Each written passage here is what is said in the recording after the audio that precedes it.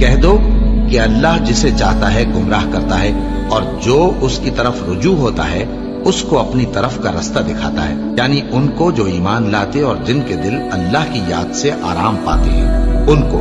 اور سن رکھو کہ اللہ کی یاد سے ہی دل آرام پاتے ہیں۔ جو لوگ ایمان لائے اور عمل نیک کیے ان کے لیے خوشحالی اور عمدہ ٹھکانہ ہے۔ اور اگر شیطان کی طرف سے تمہارے دل میں کسی طرح کا وسوسہ پیدا ہو تو اللہ سے پناہ مانگو، بے شک وہ سننے والا ہے، سب کچھ جاننے والا ہے۔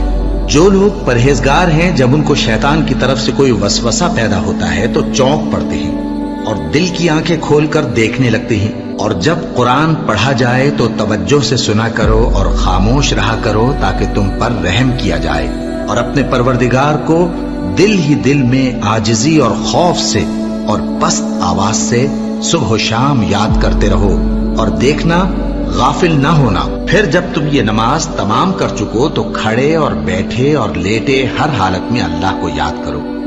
پھر جب تم مطمئن ہو جاؤ تو پورے آداب کے ساتھ نماز پڑھو۔ بے شک نماز کا مومنوں پر اوقات مقررہ میں ادا کرنا فرض ہے۔ مسلمانوں، نجات نہ تو تمہاری آرزوؤں پر ہے اور نہ اہل کتاب کی آرزوؤں پر۔ جو شخص برائی کرے گا اسے اسی طرح کا بدلہ دیا جائے گا، اور وہ اللہ کے سوا نہ کسی کو حمایتی پائے گا اور نہ مددگار۔ اور جو کوئی رحمان کی یاد سے آنکھیں بند کر لے یعنی تغافل کرے، ہم اس پر ایک شیطان مقرر کر دیتے ہیں تو وہ اس کا ساتھی ہو جاتا ہے، اور یہ شیطان ان کو رستے سے روکتے رہتے ہیں اور وہ سمجھتے ہیں کہ وہ سیدھے رستے پر ہیں، یہاں تک کہ جب وہ ہمارے پاس آئے گا تو اس شیطان سے کہے گا کہ کاش مجھ میں اور تجھ میں مشرق و مغرب کا فاصلہ ہوتا، تو برا ساتھی ہے۔ اے اہل ایمان، اللہ کا بہت بہت ذکر کیا کرو اور صبح و شام اس کی پاکی بیان کرتے رہو۔ وہی تو ہے جو تم پر رحمت بھیجتا ہے اور اس کے فرشتے بھی، تاکہ تم کو اندھیروں سے نکال کر روشنی کی طرف لے جائے۔ اور اللہ مومنوں پر مہربان ہے۔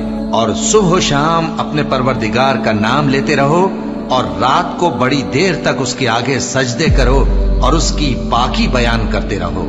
اے نبی، یہ کتاب جو تمہاری طرف وحی کی گئی ہے اس کو پڑھا کرو اور نماز کے پابند رہو۔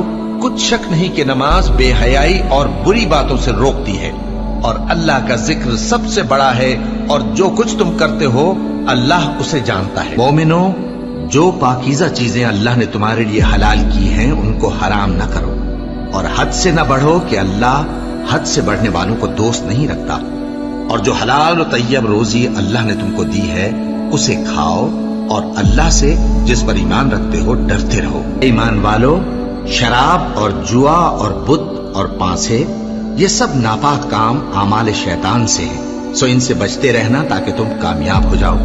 شیطان تو یہ چاہتا ہے کہ شراب اور جوئے کے سبب تمہارے آپس میں دشمنی اور رنجش ڈلوا دے اور تمہیں اللہ کی یاد سے اور نماز سے روک دے۔